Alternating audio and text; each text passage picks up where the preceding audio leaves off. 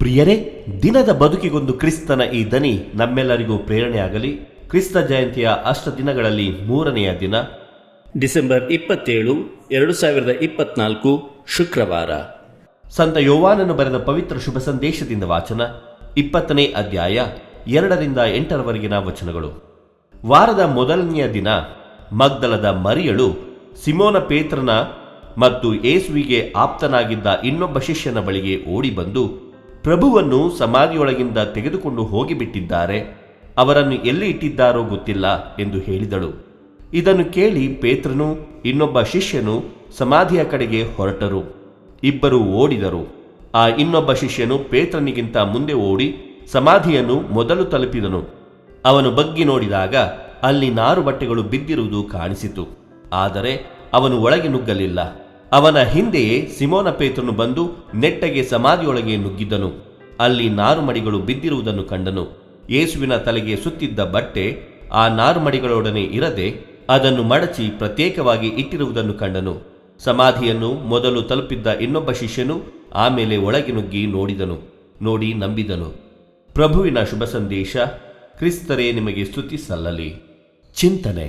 ಪ್ರಭು ಯೇಸು ಕ್ರಿಸ್ತರಲ್ಲಿ ಆತ್ಮೀಯರೇ, ಇಂದು ನಾವು ಪ್ರೇಷಿತ ಸಂತ ಯೋವಾನರ ಹಬ್ಬವನ್ನು ಆಚರಿಸುತ್ತಿದ್ದೇವೆ. ಹದ್ದುಗಳನ್ನು ಯಾರು ತಾನು ನೋಡಿಲ್ಲ? ಪ್ರತಿಯೊಬ್ಬರೂ ಅವುಗಳನ್ನು ನೋಡಿದ್ದೇವೆ. ಹದ್ದನ್ನು ನೋಡಿದಾಗ ಒಂದು ಕಡೆ ಭಯ, ಇನ್ನೊಂದು ಕಡೆ ಆಶ್ಚರ್ಯ ಮೂಡುತ್ತದೆ. ಭಯ ಏಕೆಂದರೆ ಅದಕ್ಕೆ ಇರುವ ಚೂಪಾದ ಕೊಕ್ಕು ಮತ್ತು ಕಾಲಿನ ಉಗುರುಗಳು. ಆಶ್ಚರ್ಯ ಏಕೆಂದರೆ 100 ಮೀಟರ್ ಎತ್ತರಕ್ಕೆ ಹಾರುವಾಗ ನೆಲದ ಮೇಲೆ ಹರಿದಾಡುವ ತನ್ನ ಬೇಟೆಯನ್ನು ಗುರಿ ಹಿಡಿದು ತನ್ನದಾಗಿಸಿಕೊಳ್ಳುತ್ತದೆ. ಸಂತ ಯೋವಾನರ ಜೀವನ ಕೂಡ ಒಂದು ಹದ್ದಿನಂತೆ.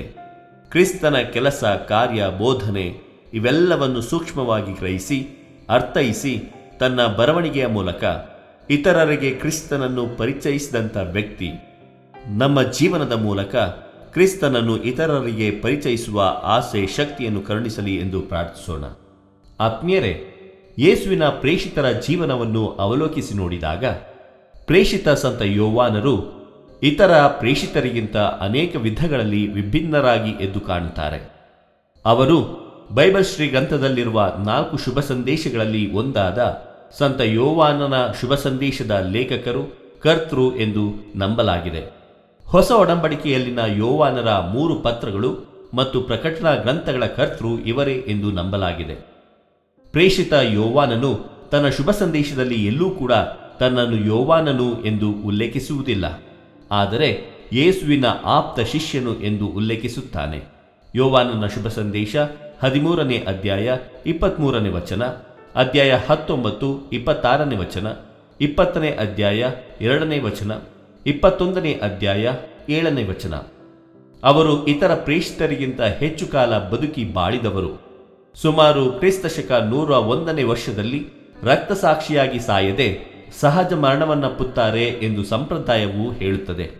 ಅವರ ಬರವಣಿಗೆಯ ಶೈಲಿ ಅತೀಂದ್ರಿಯ, ವೈಚಾರಿಕತೆಯ ಮತ್ತು ಚಿಂತನಶೀಲವಾಗಿದೆ ಮತ್ತು ಅವರು ತಮ್ಮ ಶುಭ ಸಂದೇಶದಲ್ಲಿ ಬಳಸುವ ಸಂಕೇತಗಳು ಶ್ರೀಮಂತಿಕೆಯಿಂದ ಕೂಡಿದೆ. ಅವರ ಶುಭ ಸಂದೇಶ ಮತ್ತು ಪತ್ರಗಳು ದೈವಿಕ ಪ್ರೀತಿಯ ಮೇಲೆ ಕೇಂದ್ರೀಕೃತವಾಗಿದೆ. ದೇವರು ನಮ್ಮನ್ನು ನಿಕಟವಾಗಿ ಪ್ರೀತಿಸುತ್ತಾರೆ. ಹಾಗಾಗಿ ನಮ್ಮ ಪ್ರೀತಿಯು ಅದು ಪರಮಾತ್ಮನ ಮೇಲಾಗಿರಬಹುದು ಅಥವಾ ಪರರ ಮೇಲಾಗಿರಬಹುದು, ನಿಕಟವಾಗಿರಬೇಕೆನ್ನುವುದು ಯೋವಾನರ ಬರವಣಿಗೆಯಲ್ಲಿನ ಮುಖ್ಯ ಅಂಶವಾಗಿದೆ. ಆತ್ಮೀಯರೇ, ಶುಭ ಸಂದೇಶಗಳಲ್ಲಿ ಉಲ್ಲೇಖಿಸಿರುವುದನ್ನು ಹೊರತುಪಡಿಸಿ ಯೋವಾನರ ಹಿನ್ನೆಲೆಯ ಬಗ್ಗೆ ಸ್ವಲ್ಪವೂ ಮಾಹಿತಿಗಳಿಲ್ಲ. ಅವರು ಗಲೀಲೆಯ ಸಮುದ್ರದ ಉತ್ತರಕ್ಕೆ ಕಫೆರ್ನೌಮ್ ಅಥವಾ ಬೆತ್ಸೈದದಿಂದ ಬಂದವರು. ಅವರು ತನ್ನ ತಂದೆ ಜೆಬೆದಾಯ ಮತ್ತು ಅವರ ಸಹೋದರ ಯಾಕೋಬ ಅಂದರೆ ಜೇಮ್ಸ್ ದಿ ಗ್ರೇಟ್ ಇವರ ಜೊತೆ ಮೀನುಗಾರರಾಗಿದ್ದರು. ಪೇತ್ರ ಮತ್ತು ಅಂದ್ರೆಯರವರು ಯೋವಾನರ ಮೀನು ಹಿಡಿಯುವ ಸಹಪಾಠಿಗಳು. ಹೀಗಾಗಿ ಆ ಮೂವರು ಸ್ನೇಹಿತರಾಗಿದ್ದಿರಬಹುದು. ಸಲೋಮಿ ಸಂತ ಯೋವಾನರ ತಾಯಿ. ಅವರು ಪೂಜ್ಯ ಕನ್ಯಾಮರಿಯಮ್ಮನವರ ಸಹೋದರಿ ಸಂಬಂಧಿಯಾಗಿದ್ದಿರಬಹುದು. ಈ ಮೂಲಕ ಯೋವಾನ ಮತ್ತು ಯಾಕೋಬರು ಸೋದರ ಸಂಬಂಧಿಗಳಾಗಿದ್ದಿರಬಹುದು. ಆತ್ಮೀಯರೇ, ಯೋವಾನನು ಯೇಸು ಸ್ವಾಮಿಯ ಶಿಷ್ಯನಾಗುವುದಕ್ಕಿಂತ ಮುಂಚೆ ಬಹುಶಃ ಯೇಸುವಿನ ಸೋದರ ಸಂಬಂಧಿ ಸ್ನಾನಿಕ ಯೋವಾನನ ಶಿಷ್ಯನಾಗಿದ್ದನು. ಮತ್ತು ಯೋವಾನನ ಶುಭ ಸಂದೇಶ 1ನೇ ಅಧ್ಯಾಯ ವಚನಗಳು 35-37 ಓದುವಂತೆ, ಮಾರನೆಯ ದಿನ ಸ್ನಾನಿಕ ಯೋವಾನನು ತನ್ನಿಬ್ಬರು ಶಿಷ್ಯರ ಸಂಗಡ ನಿಂತುಕೊಂಡಿರುವಾಗ ಯೇಸು ಸ್ವಾಮಿ ಆ ಮಾರ್ಗವಾಗಿ ಹಾದು ಹೋಗುತ್ತಿದ್ದರು. ಅವರನ್ನು ನೋಡುತ್ತಲೇ ಯೋವಾನನು ತನ್ನ ಶಿಷ್ಯರಿಗೆ, ಇಗೋ ನೋಡಿ, ಬಲಿಯರ್ಪಣೆಗಾಗಿ ದೇವರು ನೇಮಿಸಿರುವ ಕುರಿಮರಿ ಎಂದು ಹೇಳಿದನು. ಇದನ್ನು ಕೇಳಿದ ಆ ಶಿಷ್ಯರು ಯೇಸುವನ್ನು ಹಿಂಬಾಲಿಸಿದರು ಎಂಬುದಾಗಿ ಅರಿತುಕೊಳ್ಳುತ್ತೇವೆ. ಯೇಸುವನ್ನು ಹಿಂಬಾಲಿಸಿದ ಇಬ್ಬರಲ್ಲಿ ಒಬ್ಬನು ಸಿಮೋನ ಪೇತ್ರನ ಸಹೋದರ ಅಂದ್ರೆಯ ಎಂಬುದಾಗಿ ಬೈಬಲ್ ಶ್ರೀಗ್ರಂಥ ನಮಗೆ ಸ್ಪಷ್ಟವಾಗಿ ಮುಂದಿನ ಸಾಲುಗಳಲ್ಲಿ ತಿಳಿಸಿಕೊಡುತ್ತದೆ. ಮತ್ತು ಇನ್ನೊಬ್ಬ ಶಿಷ್ಯನನ್ನು ಹೆಸರಿಸಲಾಗಿಲ್ಲ. ಆದರೆ ಹೆಚ್ಚಿನ ವಿದ್ವಾಂಸರು ಅಂದ್ರೆಯರವರ ಸ್ನೇಹಿತ ಯೋವಾನ ಎಂದು ನಂಬುತ್ತಾರೆ. ಆತ್ಮೀಯರೇ, ಸಂತ ಮತ್ತಾಯ ಮತ್ತು ಮಾರ್ಕನ ಶುಭ ಸಂದೇಶಗಳು ಯೋವಾನನ ಕರೆಗೆ ಒಂದೇ ರೀತಿಯ ಆವೃತ್ತಿಯನ್ನು ಹಂಚಿಕೊಳ್ಳುತ್ತವೆ. ಎರಡು ಆವೃತ್ತಿಗಳಲ್ಲಿ ಸಿಮೋನ ಮತ್ತು ಅಂದ್ರೆಯ ಸರೋವರಕ್ಕೆ ಬಲೆ ಬೀಸುವುದನ್ನು ತಿಳಿಯಪಡಿಸುತ್ತದೆ. ಯೇಸು ಅವರನ್ನು ಕರೆಯುತ್ತಾರೆ ಮತ್ತು ಅವರು ತಕ್ಷಣವೇ ಯೇಸುವನ್ನು ಹಿಂಬಾಲಿಸುತ್ತಾರೆ.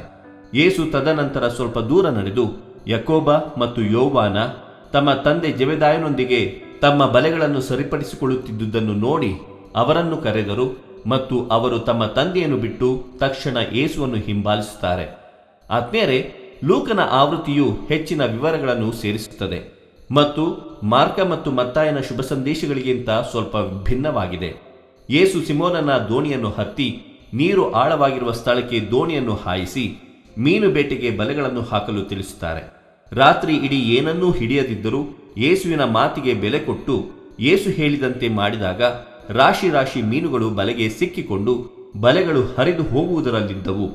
ಆದುದರಿಂದ ಬೇರೆ ದೋಣಿಯಲ್ಲಿದ್ದ ತಮ್ಮ ಸಂಗಡಿಗರಿಗೆ ಸನ್ನೆ ಮಾಡಿ ಸಹಾಯಕ್ಕಾಗಿ ಕರೆದುಕೊಂಡರು.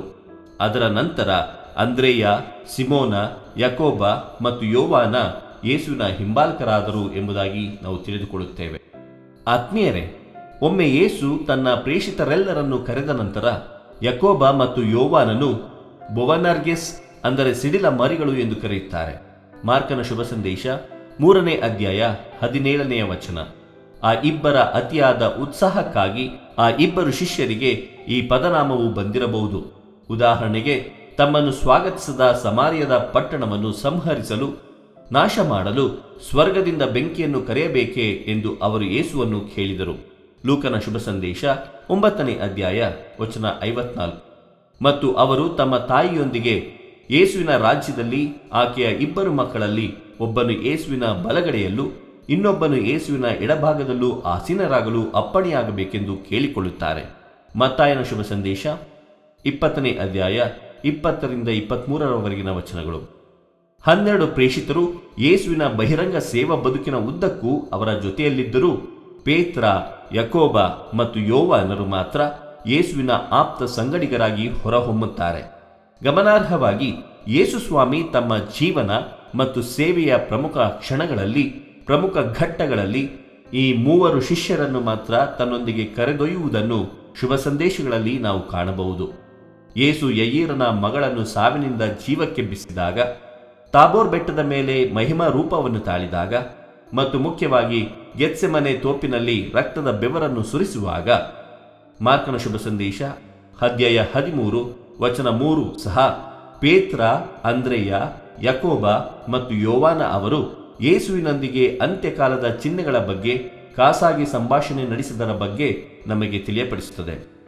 ಆತ್ಮೀಯರೇ, ಯೋವಾನ ಮತ್ತು ಅಂದ್ರೆಯ ಯೇಸುವಿನ ಪ್ರೇಷಿತರಾದ ನಂತರ ಕೊನೆಯ ಭೋಜನದ ಸಮಯದಲ್ಲಿ ಯೋವಾನ ಯೇಸುವಿನ ಪಕ್ಕದಲ್ಲಿ ಹೊರಗೆ ಕುಳಿತಿದ್ದ ಎಂಬುದನ್ನು ಯೋವಾನನ ಶುಭ ಸಂದೇಶ 13ನೇ ಅಧ್ಯಾಯ 23ರಿಂದ 25ರವರೆಗಿನ ವಚನಗಳಲ್ಲಿ ಓದುತ್ತೇವೆ.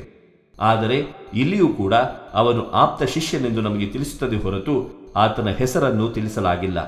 ಇದು ಯೋವಾನನಿಗೆ ಕ್ರಿಸ್ತನ ಮೇಲಿದ್ದ ಆಳವಾದ ನಿಕಟವಾದ ಪ್ರೀತಿಯನ್ನು ಸಂಕೇತಿಸುತ್ತದೆ. ಯೇಸು ಗೆತ್ಸೆಮನೆ ತೋಪಿನಲ್ಲಿ ರಕ್ತದ ಬೆವರನ್ನು ಸುರಿಸುವಾಗ, ಯೇಸುವಿನ ಬಂಧನ ಮತ್ತು ವಿಚಾರಣೆಯ ಸಂದರ್ಭದಲ್ಲಿ, ಯೇಸುವನ್ನು ಶಿಲುಬೆಗೇರಿಸಿದಾಗ, ಯೇಸುವಿನ ತಾಯಿಯೊಂದಿಗೆ ಶಿಲುಬೆಯ ಬುಡದಲ್ಲಿ ನಿಂತಿದ್ದ ಏಕೈಕ ಪ್ರೇಷಿತನೆಂದರೆ ಅದು ಯೋವಾನ ಮಾತ್ರ. ಉಳಿದ ಶಿಷ್ಯರು ಜೀವ ಭಯದಿಂದ ಓಡಿ ಹೋಗಿದ್ದರು. ಯೇಸು ಶಿಲುಬೆಯಲ್ಲಿ ಕಷ್ಟ, ಹಿಂಸೆ, ಯಾತನೆಯನ್ನು ಅನುಭವಿಸುತ್ತಿರುವಾಗಲೇ ತನ್ನ ತಾಯಿಯನ್ನು ಯೋವಾನನ ಆರೈಕೆಗೆ ಒಪ್ಪಿಸುವಾಗ, ಸ್ತ್ರೀ, ಇಗೋ ನಿನ್ನ ಮಗ, ಮತ್ತು ಆಪ್ತ ಶಿಷ್ಯನನ್ನು ನೋಡಿ, ಇಗೋ ನಿನ್ನ ತಾಯಿ ಎನ್ನುತ್ತಾರೆ. ಯೋವಾನನ ಶುಭ ಸಂದೇಶ 19ನೇ ಅಧ್ಯಾಯ 26ರಿಂದ 27ರವರೆಗಿನ ವಚನಗಳು. ಯೇಸುವಿನ ಪುನರುತ್ಥಾನದ ನಂತರ ಮಗ್ದಲದ ಮರಿಯಳು ಪುನರುತ್ಥಾನಗೊಂಡ ಯೇಸುವನ್ನು ತಾನು ನೋಡಿದ್ದೇನೆಂದು ಯೋವಾನ ಮತ್ತು ಪೇತ್ರನಿಗೆ ತಿಳಿಸಿದಾಗ, ಯೋವಾನ ಪೇತ್ರನಿಗಿಂತ ಮುಂಚಿತವಾಗಿ ಸಮಾಧಿಗೆ ಓಡಿ ಹೋಗಿ ಪೇತ್ರನಿಗಾಗಿ ಅಲ್ಲೇ ಸಮಾಧಿಯ ಬಳಿ ಕಾಯುತ್ತಿದ್ದನು ಮತ್ತು ಪೇತ್ರನು ಮೊದಲು ಸಮಾಧಿಯನ್ನು ಪ್ರವೇಶಿಸಲು ಅನುಮತಿಸಿದನು. ಯೋವಾನನ ಶುಭ ಸಂದೇಶ 20ನೇ ಅಧ್ಯಾಯ 2-8 ವಚನಗಳು. ಅಂತಿಮವಾಗಿ ಪುನರುತ್ಥಾನದ ನಂತರ ಮೀನಿನ ಅದ್ಭುತದಲ್ಲಿಯೂ ಸಹ ಯೋವಾನನ ಬಗೆಗೆ ಓದುತ್ತೇವೆ. ಪ್ರೇಷಿತರ ಕಾರ್ಯಕಲಾಪಗಳು ಅಧ್ಯಾಯ 1 ವಚನ 13, ಅಧ್ಯಾಯ 2 ವಚನ 1-4, ಅಧ್ಯಾಯ 3 ವಚನ 1-11, ಅಧ್ಯಾಯ 8 ವಚನ 14ರಲ್ಲಿಯೂ ಸಹ ನಾವು ಪ್ರೇಷಿತ ಸಂತ ಯೋವಾನರ ಬಗ್ಗೆ ಓದುತ್ತೇವೆ. ಇದು ಅವರ ಬಗೆಗಿನ ಕೊನೆಯ ಉಲ್ಲೇಖವಾಗಿದೆ. ಆತ್ಮೀಯರೇ, ಸಮಾರ್ಯದ ನಂತರ ಪ್ರೇಷಿತ ಯೋವಾನ ಎಲ್ಲಿಗೆ ಪ್ರಯಾಣಿಸಿದರು ಮತ್ತು ಎಲ್ಲೆಲ್ಲಿ ಸೇವೆ ಸಲ್ಲಿಸಿದರು ಎಂಬುದರ ಕುರಿತು ಯಾವುದೇ ನಿಖರವಾದ ದಾಖಲೆಗಳಿಲ್ಲ. ಹೆಚ್ಚಿನ ವಿದ್ವಾಂಸರು ಯೋವಾನರು ಮತ್ತು ಪೂಜ್ಯ ಮಾತೆ ಮರಿಯಮ್ಮನವರು ಆಧುನಿಕ ಟರ್ಕಿಯ ಎಫೆಸಸ್ಗೆ ತೆರಳಿದರು ಎಂದು ನಂಬುತ್ತಾರೆ ಮತ್ತು ಯೋವಾನ ತನ್ನ ಉಳಿದ ಜೀವನವನ್ನು ಮಾತೆ ಮರಿಯಮ್ಮನವರೊಂದಿಗೆ ಕಳೆದರು ಮತ್ತು ಅವರ ಬಗ್ಗೆ ಕಾಳಜಿ ವಹಿಸಿದರು ಮತ್ತು ಏಷ್ಯಾದಾದ್ಯಂತ ಸೇವೆ ಸಲ್ಲಿಸಿದರು ಎನ್ನಲಾಗಿದೆ. ಏಷ್ಯಾ ಮೈನರ್, ಇದು ಇಂದಿನ ಪಶ್ಚಿಮ ಟರ್ಕಿಯಾಗಿದೆ. ಈ ನಂಬಿಕೆಯು ವಿಶೇಷವಾಗಿ 7 ಧರ್ಮಸಭೆಗಳನ್ನು ಸ್ಥಾಪಿಸಲು ಸಹಾಯ ಮಾಡಿದ 7 ಧರ್ಮಸಭೆಗಳಿಗೆ ಬರೆಯಲಾದ ಪುಸ್ತಕದಲ್ಲಿ ಉಲ್ಲೇಖಿಸಲಾದ ಪತ್ರಗಳನ್ನು ಆಧರಿಸಿದೆ. ಎಫೆಸುಸ್ ಪ್ರಕಟಣೆ ಅಧ್ಯಾಯ 2 ವಚನ 1-7, ಸ್ಮಿರ್ನ ಪ್ರಕಟಣೆ ಅಧ್ಯಾಯ 2 ವಚನಗಳು 8-11, ಪೆರ್ಗಮಮ್ ಪ್ರಕಟಣೆ ಅಧ್ಯಾಯ 2 ವಚನಗಳು 12-17, ತಿಯತಿರ ಪ್ರಕಟಣೆಗಳು ಅಧ್ಯಾಯ 2 ವಚನಗಳು 18-29, ಸಾರ್ಡಿಸ್ ಪ್ರಕಟಣೆ ಅಧ್ಯಾಯ 3 ವಚನ 1-6, ಫಿಲಡೆಲ್ಫಿಯಾ ಪ್ರಕಟಣೆ ಅಧ್ಯಾಯ 3 ವಚನಗಳು 7-13 ಮತ್ತು ಲವೋಡಿಸಿಯಾ ಪ್ರಕಟಣೆ ಅಧ್ಯಾಯ 3 14-22 ವಚನಗಳು. ಪಶ್ಚಿಮ ಏಷ್ಯಾ ಮೈನರ್ ಅನ್ನು ಸುತ್ತುವರೆದಿರುವ ಈ ಪ್ರತಿಯೊಂದು ನಗರಗಳಿಗೆ ಒಂದರ ನಂತರ ಒಂದರಂತೆ ನಡೆಯುವುದು ಸುಮಾರು 400 ಮೈಲಿ ಪ್ರಯಾಣವಾಗಿತ್ತು. ಆತ್ಮೀಯರೇ, ಚಕ್ರವರ್ತಿ ಡೊಮಿಷಿಯನ್ ಕ್ರಿಸ್ತಶಕ 81-96 ಆಳ್ವಿಕೆಯಲ್ಲಿ ಯೋವಾನನನ್ನು ಬಂಧಿಸಲಾಯಿತು ಮತ್ತು ಎಣ್ಣೆ ಕುದಿಯುವ ಕಡಾಯಿನಲ್ಲಿ ಹಾಕಲಾಯಿತೆಂದು ಒಂದು ಸಂಪ್ರದಾಯ ಹೇಳುತ್ತದೆ.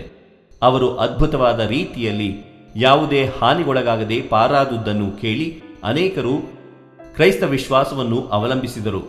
ಚಕ್ರವರ್ತಿ ನಂತರ ಯೋವಾನನನ್ನು 1 ವರ್ಷದವರೆಗೆ ಪಾಟ್ಮೋಸ್ ದ್ವೀಪಕ್ಕೆ ಗಡೀಪಾರು ಮಾಡಿದರು. ಅಲ್ಲಿ ಅವರು ಅತೀಂದ್ರಿಯ ದರ್ಶನಗಳನ್ನು ಹೊಂದಿದರೆಂದು ನಂಬಲಾಗಿದೆ ಮತ್ತು ಆ ದರ್ಶನಗಳನ್ನು ಪ್ರಕಟಣಾ ಗ್ರಂಥದಲ್ಲಿ ಬರೆದಿದ್ದಾರೆ. ನಾನು ಯೋವಾನ, ನಿಮ್ಮ ಸಹೋದರ, ಕ್ರಿಸ್ತೇಸುವಿನಲ್ಲಿ ದೇವರ ಸಾಮ್ರಾಜ್ಯಕ್ಕೆ ಸೇರಿರುವವರಿಗೆ ಬಂದೊದಗುವ ಕಷ್ಟ ಸಂಕಟಗಳನ್ನು ತಾಳ್ಮೆಯಿಂದ ಸಹಿಸಿಕೊಳ್ಳುವುದರಲ್ಲಿ ನಿಮ್ಮ ಪಾಲುಗಾರ. ದೇವರ ವಾಕ್ಯವನ್ನು ಸಾರಿದುದರಿಂದಲೂ ಕ್ರಿಸ್ತೇಸುವಿಗೆ ಸಾಕ್ಷಿ ನೀಡಿದುದರಿಂದಲೂ ನಾನು ಪಾತ್ಮೋಸ್ ದ್ವೀಪವಾಸವನ್ನು ಅನುಭವಿಸಬೇಕಾಯಿತು. ಪ್ರಕಟಣಾ ಗ್ರಂಥ 1ನೇ ಅಧ್ಯಾಯ ವಚನ 9ರಲ್ಲಿ ನಾವು ಇದನ್ನು ಓದುತ್ತೇವೆ. ಪ್ರಕಟಣಾ ಗ್ರಂಥವು ಯೋವಾನನ್ನು ಕಂಡ ದಿವ್ಯ ದರ್ಶನಗಳ ಪಠ್ಯವಾಗಿದ್ದು, ಒಳ್ಳೆಯದು ಮತ್ತು ಕೆಟ್ಟದ್ದರ ನಡುವಿನ ಅಂತಿಮ ಯುದ್ಧ ಮತ್ತು ದೇವರ ವಿಜಯವನ್ನು ಚಿತ್ರಿಸುವ ಸಂಕೀರ್ಣ ಮತ್ತು ಎದ್ದು ಕಾಣುವ ಸಾಂಕೇತಿಕ ದರ್ಶನಗಳಿಂದ ತುಂಬಿದೆ. ಇದು ಏಷ್ಯಾ ಮೈನರ್ನಲ್ಲಿರುವ 7 ಧರ್ಮಸಭೆಗಳಿಗೆ ಸಂದೇಶಗಳನ್ನು ನೀಡುತ್ತದೆ.